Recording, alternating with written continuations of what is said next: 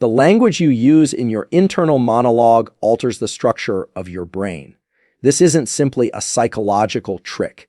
It's grounded in neurobiology. In as little as 3 days, you can begin rewiring your internal framework. Imagine if the words you repeat internally, your self-directed speech, could directly influence the balance of key brain chemicals like dopamine, adrenaline, and GABA, your brain's main inhibitory neurotransmitter. That's exactly what science tells us.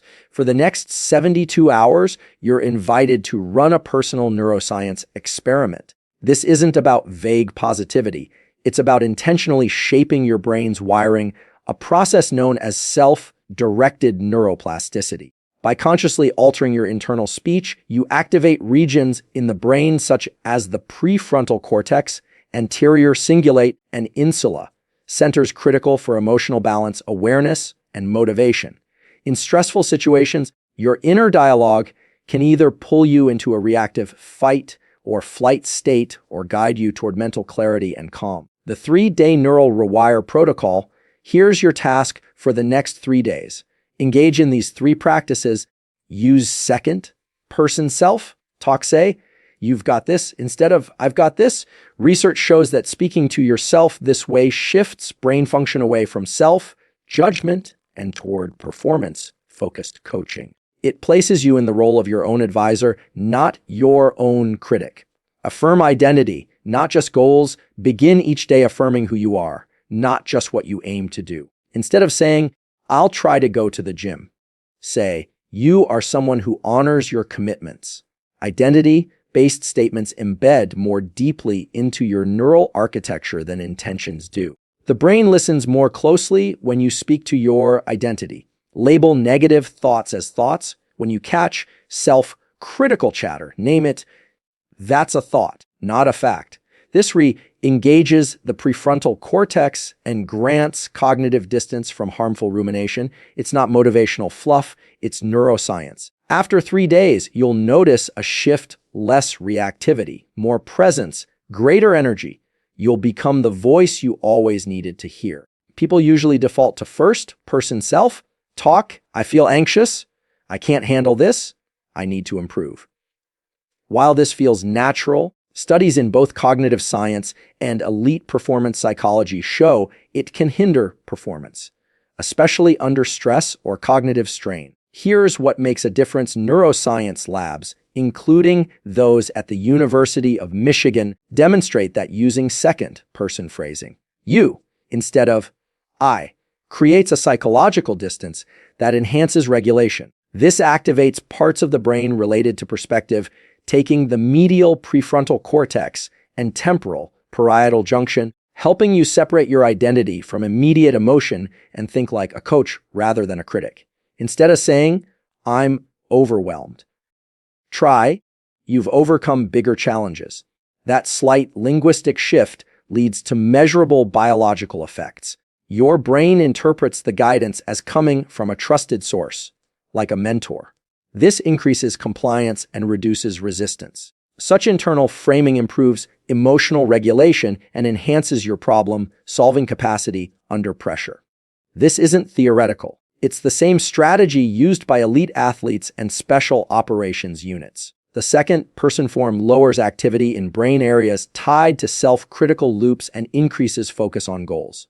Biochemically, this reduces cortisol and raises dopamine, especially when paired with small wins. Real-time cognitive training, this isn't just a mindset change. When practiced repeatedly, this becomes a system of real-time neurological training. You're not only shifting thoughts, you're retraining how your nervous system reacts to difficulty. So over the next 3 days, be deliberate when self-talk arises. Respond like you would to a friend you care about.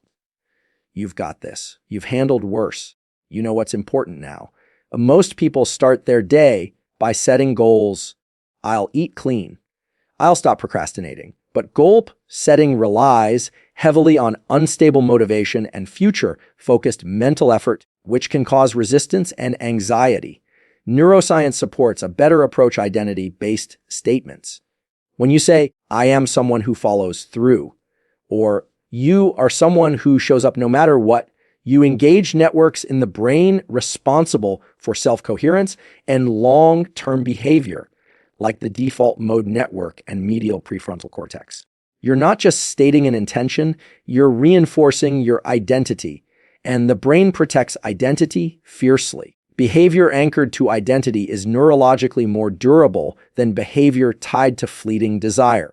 Research in psychology and brain imaging confirms this. Identity-based statements stimulate deep brain areas tied to memory and meaning.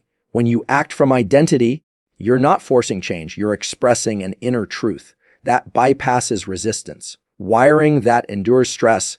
When a repeated action is aligned with identity, the resulting neural pathways are more stable and durable, especially under pressure. Instead of saying, "I'll try to be productive," say, "You're the kind of person who handles hard things."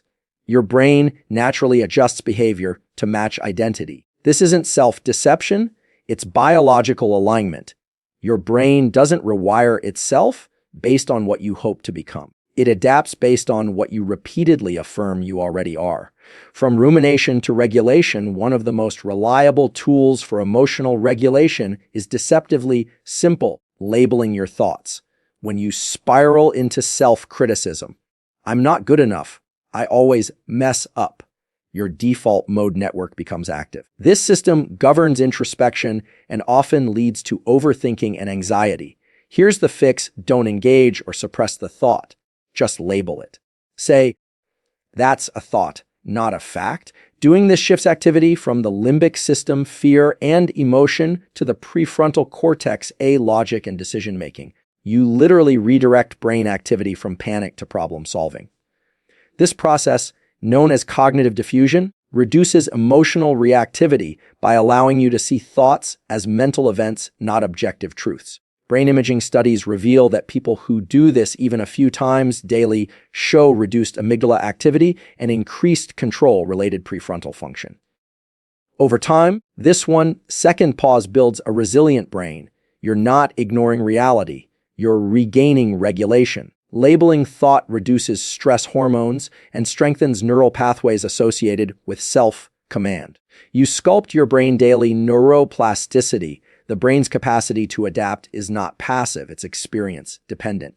What you think, feel, say, and do most often becomes your wiring. Neurons that fire together wire together. That's Hebbian plasticity.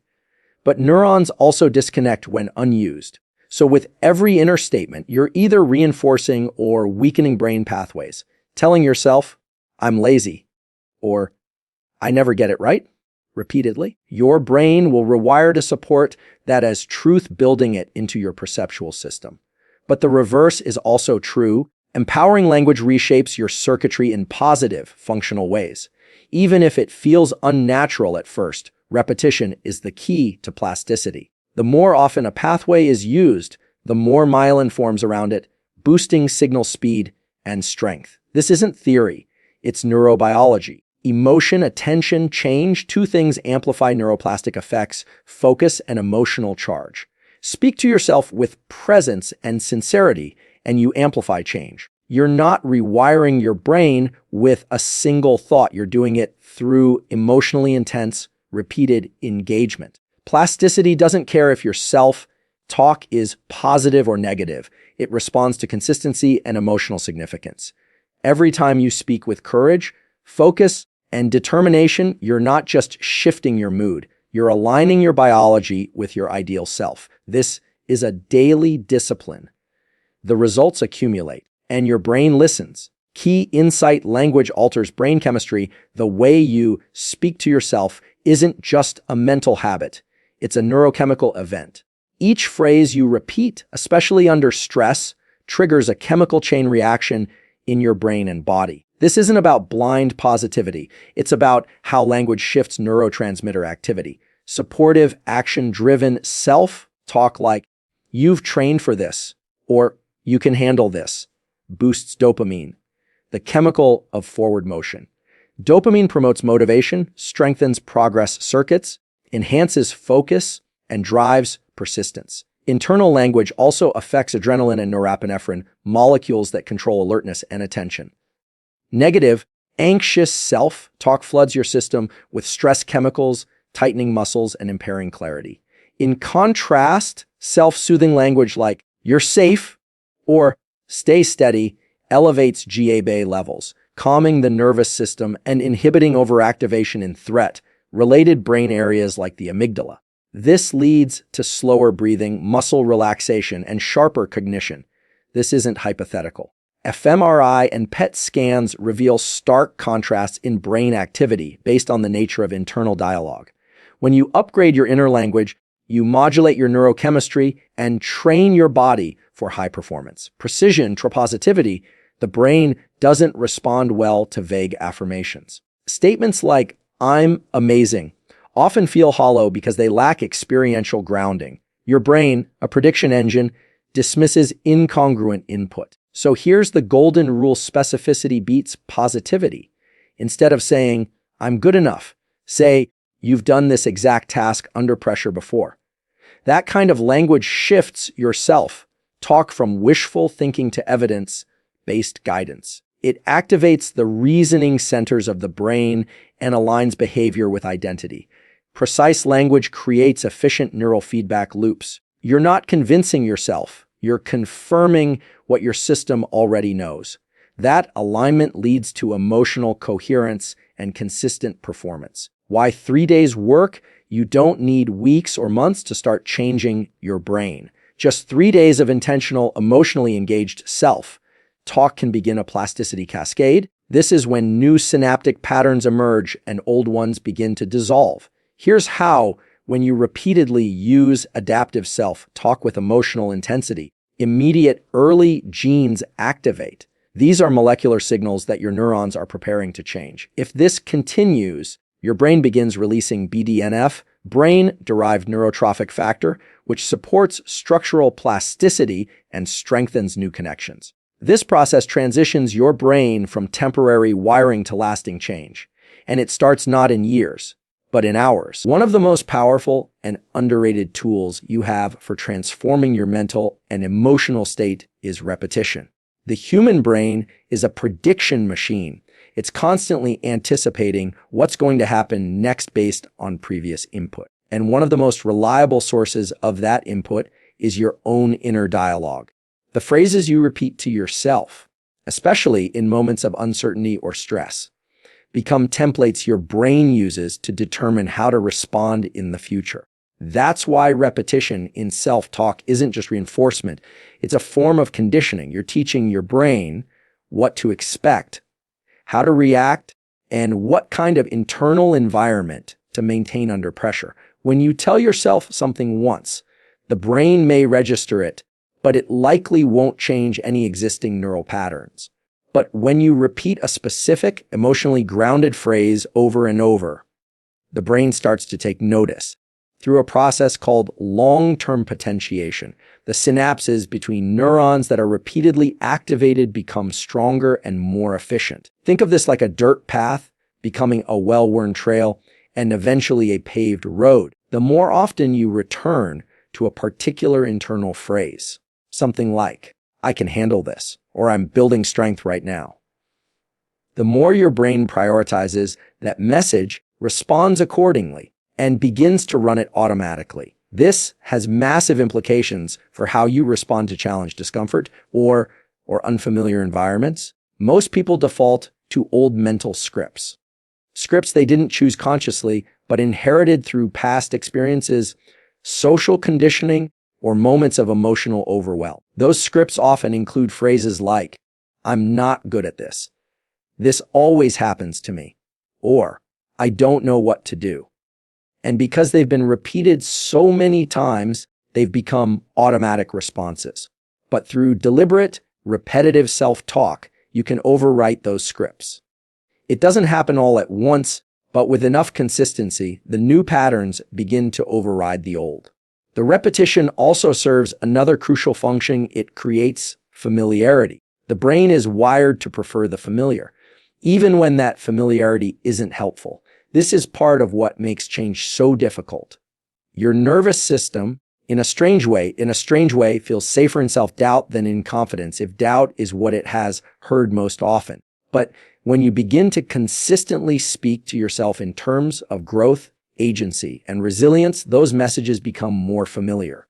And once they're familiar, the brain starts to treat them as the new normal. This is when the shift really begins, not just in how you think, but in how you feel and behave. There's also a timing component to this. Repetition is most effective when it's aligned with emotional intensity or physiological activation. When you're under stress, your brain is in a heightened state of neuroplasticity. It's paying more attention, learning more rapidly, and forming stronger associations. This is the perfect moment to insert a new internal phrase. If you can catch yourself in a spiral of stress or overwhelm and introduce a steady, repeated line of constructive self-talk, you're not just managing a moment, you're installing a new circuit. Over time, your nervous system begins to associate that phrase with regulation, stability, and readiness. This process doesn't require perfection. It requires persistence. You'll slip into old patterns, and that's expected. But every time you return to your chosen phrase, your anchor, you reinforce it. You're casting a vote for a new identity, a new mental framework, a new way of being in the world, whether it's during your morning routine, in the middle of a hard workout, or right before a difficult decision. Repetition becomes your training ground. It's not about tricking your brain. It's about teaching it slowly and deliberately what to expect and how to respond. In this way, repetition in self-talk becomes more than a mental exercise. It becomes a physical practice. Just as you would train a muscle, you are training your mind. And with each repetition, you're not just saying words. You're setting neural direction, building resilience and the signals you give it, and sculpting the very pathways that shape your perception of yourself and your capacity to meet the world. When we talk about self-talk, most people think it's just about being kind to yourself or staying positive, but beneath that surface is something far more powerful. The fact that the words you say to yourself activate and reshape your brain's default mode network, DMN. This is the network responsible for self-referential thought. How you think about yourself, your past, your future, and your place in the world. It operates when your brain is at rest, when you're not focused on the outside world, but instead engaged in internal dialogue, daydreaming, or reflecting. And while this system might seem passive, it's anything but. The DMN is constantly active, running background scripts that shape your identity, expectations, and mood. And here's the key: what you say to yourself on a regular basis becomes the content that fuels that system. Your internal language, how you narrate your experience, acts as input. It instructs your brain on what to focus on, what to fear, what to pursue, and even what to become. When you engage in deliberate self-talk, you're not just shifting your mindset temporarily. You are influencing how your brain networks synchronize and fire over time. Repeated self-directed language strengthens the pathways associated with those thoughts. And because the default mode network is highly plastic, it adapts in response to this repetition. This is why the quality of your internal language matters. It literally teaches your brain who you are and how you should think and feel. Neuroscience shows that this network is deeply connected to other systems, like the limbic system, which governs emotion, and the prefrontal cortex, which regulates decision making and attention. So when you speak to yourself in constructive, adaptive ways, you're not just lifting your mood, you're recalibrating how your entire brain responds to challenge and uncertainty. For instance, if your internal narrative is, "I can't handle this," your DM encodes that story and reinforces it. The next time you're stressed, your brain doesn't evaluate the situation fresh. It recalls the script you've taught it. But if your self-talk consistently says, "This is difficult, but I'm learning," then your brain adapts to interpret stress as a growth signal, not a threat. This is why even subtle shifts in language can produce significant changes in mental performance and resilience. Saying, "I always mess this up," keeps your DMN locked in a loop of self-defeat. But saying, "I'm improving every time I try," starts to break that loop. It's not just optimism. It's training your brain to build new frameworks for interpreting experience. The DMN doesn't care if something is true or not. It cares if something is repeated. That's how neural networks are formed, through frequency, not accuracy. So if you keep repeating limiting beliefs, your brain wires them in as fact. But if you start repeating deliberate, empowering statements, your brain begins to treat those as fact instead. In essence, your internal voice is one of the most potent tools for reshaping your brain's default wiring. And it's happening whether you're aware of it or not. The real power comes when you become aware.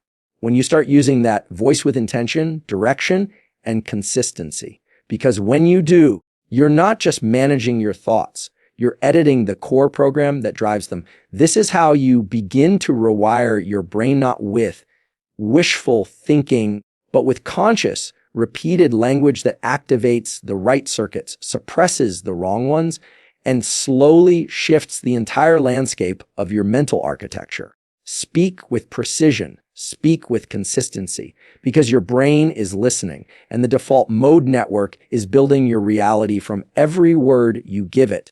Speaking positively to yourself isn't just a feel-good habit. It's a biological intervention.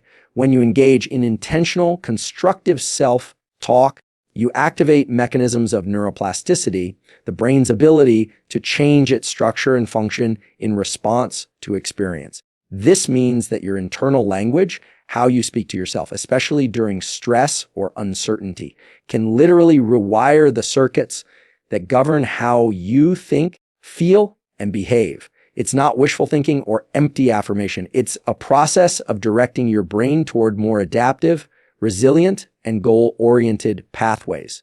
Neuroplasticity is experience-dependent. The brain strengthens connections between neurons that fire together frequently and weakens those that are underused. So when you speak to yourself in patterns of doubt, fear, or defeat, those circuits become dominant. The brain doesn't judge whether the input is helpful or harmful. It simply adapts to whatever is repeated. If your inner voice constantly says, "I'm overwhelmed," "I'm not good enough," or "this is too hard," your brain wires in those patterns and prepares to re-experience them, even in situations that don't warrant that response. Over time, these thoughts become not just habits of mind, but physical realities in the structure of your brain. But the reverse is also true.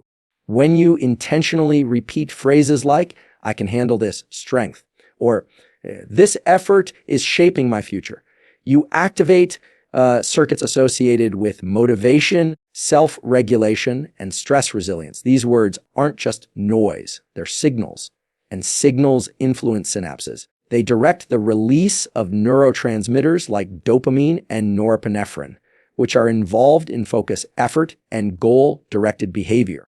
Repeated positive self-talk built these circuits, enhancing your brain's ability to respond to challenges with clarity instead of panic, and persistence instead of avoidance.